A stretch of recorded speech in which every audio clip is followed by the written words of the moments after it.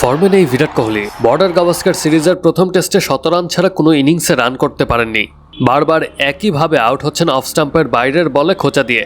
কোহলি কি অস্ট্রেলিয়া সফরের পর টেস্ট ক্রিকেট থেকে অবসর নেবেন? তাকে ঘিরে এমনই জল্পনা তৈরি হয়েছে। যদিও ভারতীয় শিবির সূত্রে খবর, অবসর নেওয়া নিয়ে কোনো পরিকল্পনা নেই কোহলির। বেশ কিছুদিন ধরেই চেনা ফর্মে দেখা যাচ্ছে না কোহলিকে। কোথায় অফ স্টাম্প আছে তা যেন বুঝতেই পারছেন না। একের পর এক ম্যাচেই একই ভুল করছেন। শুধরানোর কোনো লক্ষণ দেখা যাচ্ছে না ভারতের প্রাক্তন অধিনায়কের মধ্যে। অস্ট্রেলিয়ার মাটিতে অতীতে যথেষ্ট সাফল্য পেয়েছেন। আশা করা হয়েছিল এবারের বর্ডার গাভাস্কার ট্রফিতেও রান পাবেন, কিন্তু সকলকে হতাশ করে অস্ট্রেলিয়ার বিরুদ্ধে 5টি টেস্টে কোহলি সংগ্রহ 190 রান।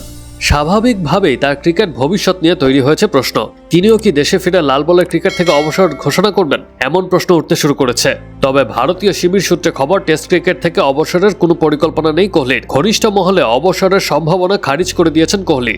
রোহিত শর্মাও অবসরের জল্পনা উড়িয়ে দিয়েছেন। ভারতীয় দলের অধিনায়ক জানিয়েছেন, ফর্মে না থাকায় দলের স্বার্থে শুধু সিডনি টেস্ট খেলছেন না, কোহলি দেশের হয়ে অন্তত 2027 সালের একদিনের বিশ্বকাপ পর্যন্ত খেলতে চান। খেলবেন টেস্টও, অর্থাৎ আরও 2 বছর আন্তর্জাতিক ক্রিকেট খেলতে চান কোহলি। তবে টানা ব্যর্থতার পর আগামী জুনে ইংল্যান্ডের বিরুদ্ধে টেস্ট সিরিজের দলে তার সুযোগ পাওয়া অনেকটাই নির্ভর করতে পারে আসন্ন চ্যাম্পিয়ন্স ট্রফির পারফরম্যান্সের উপর।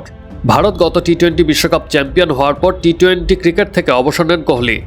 এখন তিনি দেশের হয়ে টেস্ট এবং একদিনের ক্রিকেট খেলেন। বেশ কিছুদিন ধরে ফর্মে না থাকায় তার অবসর নিয়ে জল্পনা তৈরি হয়েছে। Action sports.